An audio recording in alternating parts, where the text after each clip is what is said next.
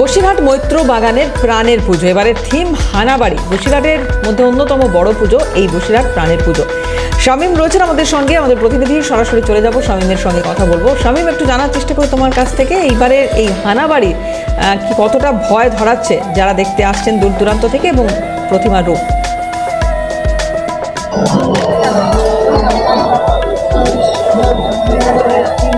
একেবারেই দেখো, তোমাকে প্রথমে জানিয়ে রাখবো যে বসিরহাটের প্রাণের পুজো একেবারেই নজর কেড়েছে। চতুর্থ বর্ষে পদার্পণ করেছে বসিরহাটের প্রাণের পুজো, এবং ইতিমধ্যেই বসিরহাট প্রাণের পুজোয় যে রেকর্ড সংখ্যক মানুষের সমাগম, আমি আমার চিত্র সাংবাদিককে একবার দেখানোর জন্য বলবো যে একেবারেই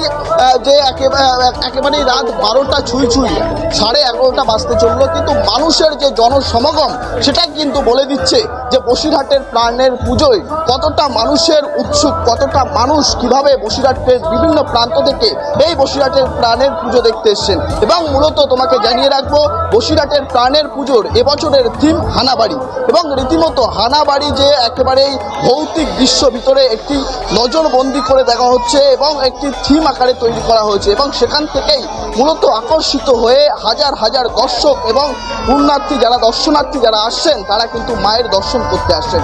একটু প্রথমে কথা বলবো যারা যে সমস্ত পুজো উদ্যোক্তা রয়েছে, বসিরহাট পৌরসভার 14 নম্বর ওয়ার্ডের কাউন্সিলর ভাস্কর মিত্র, তার সঙ্গে একটু কথা বলবো। আজকে একেবারেই রাত্রি 12টা প্রায় কাছাকাছি, এত জনসংখ্যক মানুষ, কি বলবেন?